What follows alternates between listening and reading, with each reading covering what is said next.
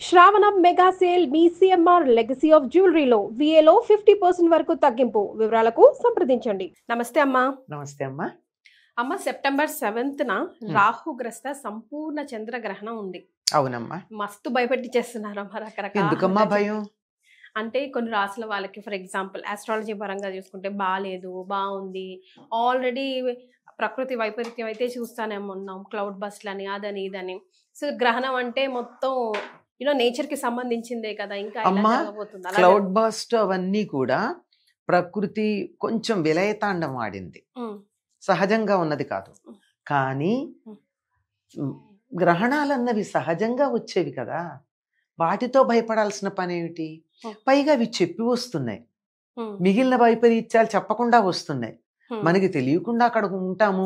ఏదో ఎక్కడికో వెళ్ళారు కదా, అమర్నాథ ఎక్కడికి వెళ్ళారు యాత్ర, అక్కడికి వెళ్ళారు, ఆనందంగా దేవుణ్ణి చూద్దామని వెళ్ళిన వాళ్ళు ఎంత ఇబ్బంది పడ్డారు.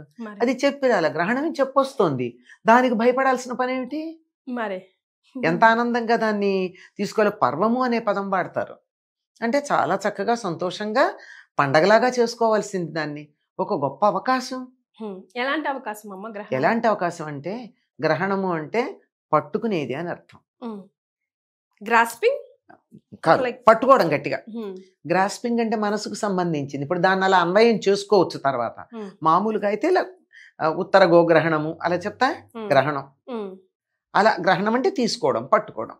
అలా పట్టుకునేటటువంటి సమయంలో ఇది దేనికి సంబంధించింది? చంద్రుడికి సంబంధించిన గ్రహణం. చంద్రగ్రహణం అంటే ఏమిటి అర్థం? చంద్రుడేమో మనఃకారకుడు, మనస్సు మీద ప్రభావం కలిగినవాడు. అటువంటి చంద్రుడి మనస్సు మీద ప్రభావం కలిగినటువంటి చంద్రుడిని రాహు పట్టుకుంటున్న సందర్భంలో అంతరిక్షంలో ఎన్ని మార్పులు వస్తాయో మన మనస్సులో కూడా అన్ని మార్పులు వస్తాయి కదా.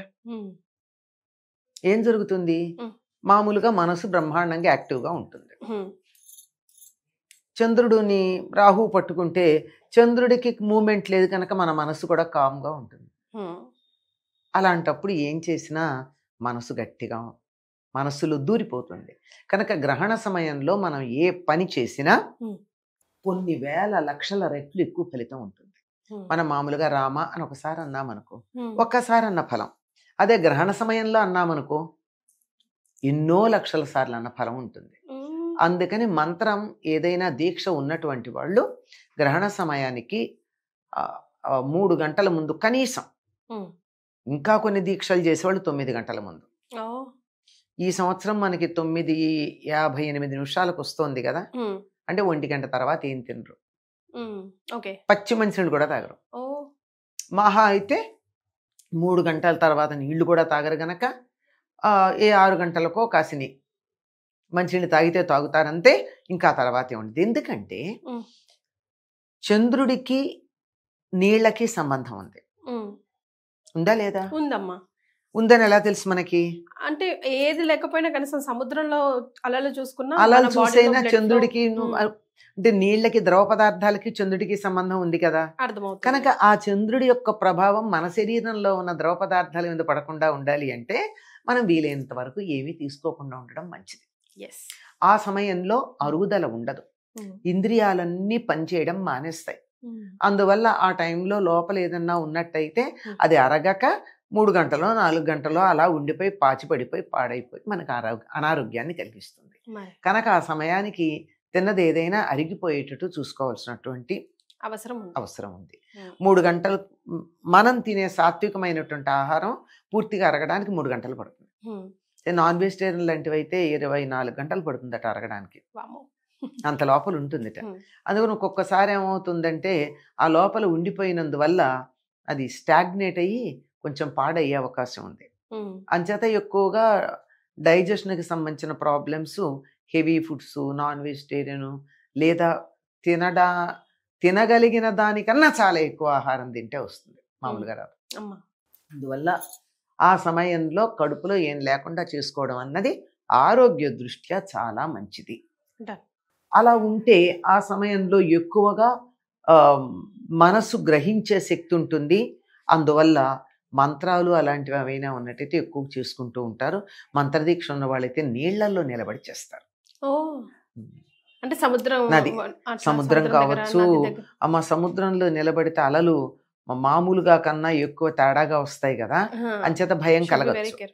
అంచేత స్నానం చేసి ఒడ్డుకొచ్చేసి కూర్చుని చేస్తారు. లేదంటే ఏ గంగ లాంటివో గోదావరి లాంటివో గనక ఉన్నట్టయితే ఆ నదుల్లో స్నానం చేసి ఒడ్డునొచ్చి కూర్చుని ఆ తడి బట్టలతోనే జపం చేసుకుని తర్వాత గ్రహణం పూర్తయ్యాక మళ్ళీ విడుపు స్నానం చేసి అప్పుడు మామూలుగా కార్యక్రమాలు చేసుకుంటారు. అదే ఇంకా కొంతమంది దీక్షగా చేయాలనుకున్న వాళ్ళు అలా గంగ మధ్యలో నిలబడి జపం చేస్తారు.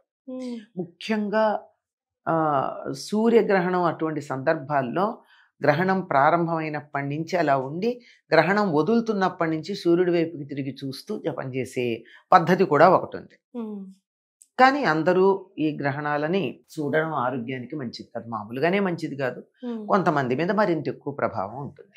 గ్రహాల ప్రభావం మనుషుల మీద ఉంటుందా అంటే ఉంటుందో లేదో పౌర్ణమి అమావాస్యలకి సముద్రాన్ని చూస్తే తెలుస్తుందా లేదా?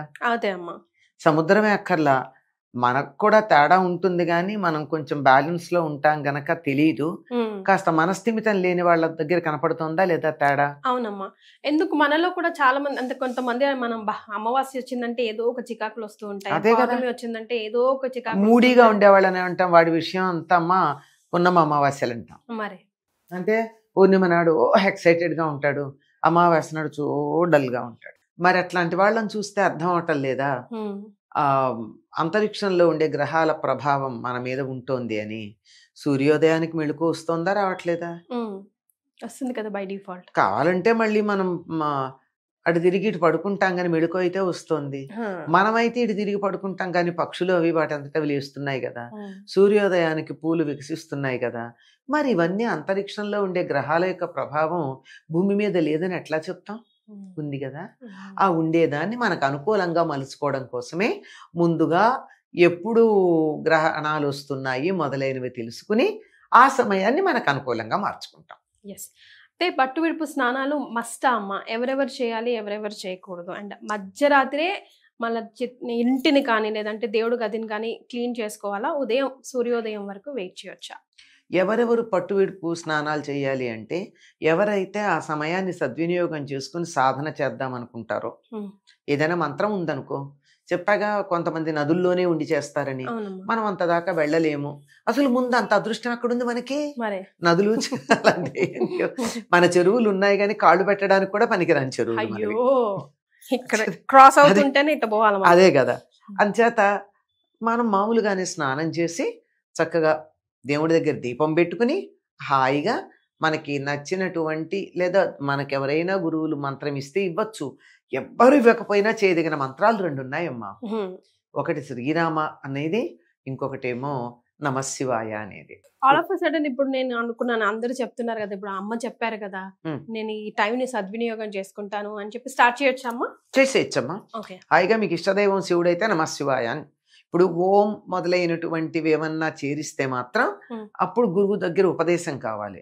అందులో ఏం లేదు కదా, చక్కని పంచాక్షరి నమశివాయ చేసుకోవచ్చు. లేదు హాయిగా శ్రీరామ అని చేసుకోవచ్చు.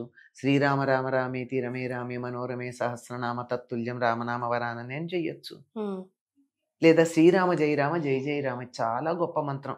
తులసీదాసు 13 లక్షలు చేసేటప్పటికి రాముల వారి దర్శనం కూడా అయింది దానికి. అంత మంచి మంత్రం. అలవాటు ఉంటే లలితా సహస్రనామం చదువుకోవచ్చు, లేదా విష్ణు సహస్రనామం చదువుకోవచ్చు. ఏది లేకపోతే చక్కగా స్నానం చేసి అలా కూర్చుని ఏమీ వద్దండి, ఒక్కసారి దైవాన్ని తలుచుకొని కళ్ళు మూసుకొని ధ్యానం చేసుకోండి. ఏమైనా చేయొచ్చు. ఏం చేసినా ఎన్నో రెట్లు ఫలితం ఉంటుంది గనక చక్కగా చేసుకోవచ్చు. మరి మీరు స్నానాలు అన్నారు, ఎవరైతే ఇట్లా ఈ అవకాశాన్ని అద్భుతంగా వినియోగించుకోవాలనుకున్నారో అట్లా చేయొచ్చు. లేదంటే కాళ్ళు చేతులు కడుక్కుని ఒకసారి దండం పెట్టుకుని తలుచుకోండి. పిల్లలైతే అలాంటివి చేయాల్సిన పనే లేదు, వాళ్ళు హాయిగా పడుకోవచ్చు. కాకపోతే వాళ్ళకి 6 లోపల అన్నం పెట్టేసి పడుకోబెట్టండి అంతే. స్నానం కూడా లేచాక చేయొచ్చు, అప్పుడే చేయాలని నియమం లేదు. అంటే పాచి ఒక మైల అంటుకున్నది గనక దాన్ని వదిలించుకుంటాం అంతే, అంతకన్నా ఇంకేం లేదు. మీరు అన్నట్టు ఇళ్ళు కడుక్కోవడాలు, దేవుళ్ళు కడుక్కోవడాలు అవన్నీ ఉన్నాయి. అర్ధరాత్రి ఏం చేయక్కర్లేదమ్మా, పొద్దున్న చేసుకోవచ్చు. సూర్యోదయం తర్వాత సూర్యోదయం ఎప్పుడు లేస్తే అప్పుడు తెల్లారుదామని 4ంటికి లేచే అలవాటు ఉన్న వాళ్ళు 4ంటికి చేసుకోండి. ఎప్పుడు లేచే అలవాటు ఉంటే అప్పుడు చేసుకోవచ్చు. సో అస్సలు చేయకూడని పని గ్రహణం టైంలో? గ్రహణం టైంలో తినకూడదమ్మా, మోస్ట్ తాగకూడదు, ఇంపార్టెంట్. తినకూడదు, తాగకూడదు. ఏవైనా కొన్ని కఠినమైన పనులు అంటే కత్తులతో పనిచేయడం అలాంటివి చేయకూడదు. షార్ప్గా ఉండేటటువంటివి, కొట్టడాలు అలా అవి చేయకూడదు. వివాహం అయినటువంటి వాళ్ళు బ్రహ్మచర్యం పాటించాలి. సో ప్రెగ్నెంట్ ఉన్న ఆడకూతుర్లని మాత్రం ఈ వీడియోస్ చూసి గ్రహణంకి సంబంధించి మస్తు భయపడుతున్నారు కదమ్మా. అసలు మినిమం బేసికల్గా అఫ్ కోర్స్ అందరికీ తెలుసు కదలకుండా పడుకోవాలి అలాగా. సో వాళ్ళు ఒక్కసారి గుర్తు చేద్దాం ఏం చేయాలి ఏం చేయకూడదు.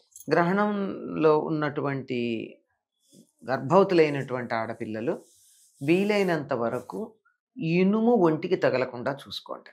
ఓకే. అంటే చాలా మందికి సేఫ్టీ పిన్స్ మంగళసూత్రాల్లో పెట్టుకునే అలవాటు ఉంటుంది, అదొద్దు. అలాగే బ్లౌజెస్ కి వాటికి ఇనప బటన్స్ మెటల్తో ఉన్నటువంటి సేఫ్టీ పిన్స్ పెట్టుకోవద్దు. హుక్స్ లాంటివి ఉంటే పెట్టుకోండి, అంతేగాని అవి కూడా ప్యూర్ ఇనుము కావు గనక ఇట్స్ ఓకే. అవి కూడా లేకుండా ఈ రోజుల్లో అమ్మాయిలు చాలా మంది నైటీలు వేసుకుంటున్నారు హుక్స్ లేకుండా కదా, అది బెటర్. ఒంటికి ఇనుము లాంటిది తగలకూడదు. తర్వాత వీలైనంత వరకు కదలకుండా పడుకోవడం చాలా మంచిది. ఆహార నియమాలు ఎలాగో ఉన్నాయి, ఇవన్నీ కూడా గర్భవతులు, బాలింతలు, చిన్నపిల్లలు, రోగులు, వృద్ధులు వీళ్ళకన్నీ కన్సెషన్స్ ఉన్నాయి. అంచేత తినకుండా ఉండలేము, గంటకి తినందే లోపల బిడ్డ బాధపడతాడు అని కనుక అనిపించినట్టయితే ఆ సమయంలో తేలికగా ఉండే పాల లాంటివి తీసుకోండి, కానీ ఘన పదార్థాలు తీసుకోకండి. పాలు ఇంకేం రకరకాల ద్రవాలు తాగుతారు కదా, ఏవో ప్రోటీన్ వేసుకుని ఏవో సంథింగ్ కొంచెం ఎక్కువసేపు అడుగుండేట్టు ఘన పదార్థాలు కాకుండా. అందులో ఈసారి రాత్రి గనక మనకి పెద్ద సమస్య లేదు, ఎలాగో రాత్రి పెద్దగా తినేదే ఉండదు కనుక 6 గంటల లోపల తినేది ఏదన్నా తినేసి మళ్ళీ కావాలంటే 8-8:30 ప్రాంతాల్లో కాసిన పాలు మళ్ళీ ఇబ్బంది లేకుండా తాగేసి పడుకుంటే సరే. ఆ పడుకునేది కూడా అస్తవ్యస్తంగా ఎడాపెడా పడుకోకుండా. అది ఎందుకంటే చంద్రుడికిను నీళ్ళకి సంబంధం చెప్పాం కదా. గర్భవతి లోపల ఉండేటటువంటి శిశువు ఎందులో ఉంటాడు, ఉమ్మ నీరులో ఉంటాడు. ఆ ఉమ్మ నీరు మీద కూడా ప్రభావం ఉంటుంది కదా. అంచేత అది అల్లకల్లోలం కాకుండా అయోమయంగా కాకుండా మనమేమో కదులుతూ ఉంటే అదొక డైరెక్షన్లో వెళ్ళి అంతరిక్షంలో ఉండే రేస్ వల్ల అది ఇంకో డైరెక్షన్లోకి వెళ్ళి అది కొంచెం ఇబ్బంది పడుతుంది. అలాంటి ఇబ్బందులు కలగకుండా ఉండేటట్టుగా చక్కగా కదలకుండా పడుకోండి. ఇంతకు మించినటువంటి పెద్దగా పాటించాల్సిన నియమాలు ఏమున్నాయమ్మా, కానీ ఇదే చాలా కష్టమైంది. త్వరగా తినేయండి. ఇంకా చాలా అదృష్టం ఈసారి రాత్రి దరిదాపుల్లో 10 గంటలకు వస్తోంది అంటే సగం నిద్రపోతూ ఉంటాం, సగం అసలు ఆ తర్వాత ఆ సమయంలో తినే సమయం కూడా కాదు కనుక దానివల్ల సమస్య లేదు. అమ్మ నిల్వ వస్తువుల్ని గరికతో మనం గరిక కన్నా దర్భతో మనం నిల్వ వస్తువుల్లో వేస్తూ ఉంటాం, ముఖ్యంగా ఈ గ్రహణాలు అప్పుడు. ఎందుకని అమ్మా? దర్భకు అటువంటి శక్తి ఉందమ్మా. సహస్ర పరమాదేవి శతమూల శతాంకుర సహస్రగం హరతు మే పాపం దూర్వా దుస్వప్న నాశిని అని దూర్వ గురించి చెప్తారు, అంటే దర్భ గురించి. దర్భ దొరకని సందర్భంలో గరికైనా సరే ఏమిటంటే అది నాకు 1000 రకాలుగా నా పాపాలు పోగొడుతుంది. శతమూల శతాంకుర, అది శతమూలం అంటే దాని మొదలు 100 మొదళ్ళు ఉంటాయి, 100 చిగుళ్ళు ఉంటాయి. అంచేత పూర్తిగా దాన్ని తీసేస్తే కూడా ఇంత ఎండిపోయిన మొండె ఉంటే కూడా నీళ్లు పడంగానే చిగురిస్తుంది. అది దానికి ఉన్నటువంటి లక్షణం. దీనికి ఉన్నటువంటి లక్షణం మామూలుగా అది బాగా పెంపొందుతుందనే అర్థంలో ఉన్న వాస్తవంగా ఏమిటంటే దర్భకి అల్ట్రావైలెట్ రేస్ ని అడ్డుకునే శక్తి ఉంది, దాని ప్రభావం రాకుండా.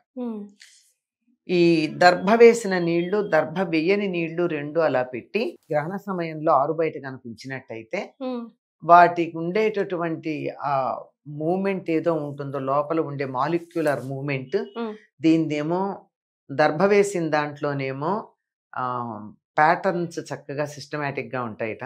అవతల దర్భ వేయకుండా ఆ గ్రహణ నుండి వచ్చే కిరణాలు పడ్డ నీళ్లల్లో అవన్నీ హ్యాఫజార్డ్గా ఉంటాయి, అస్తవ్యస్తంగా.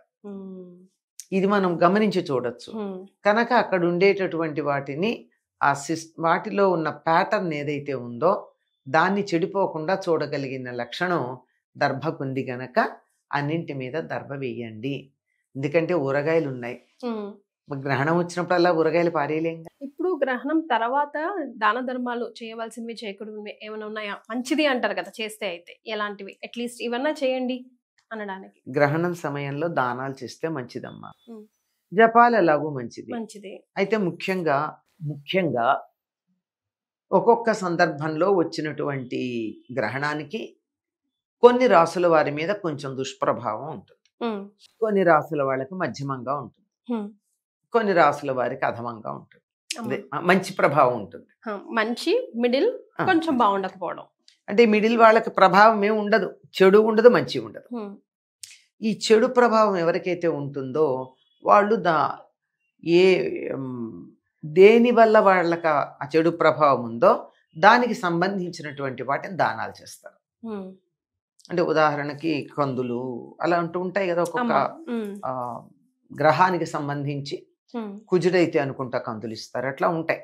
శని అయితే మినుగులు, గురువు అయితే శనగలు, బుధుడైతే పెసలు, ఇలాంటివి దానం ఇస్తారు.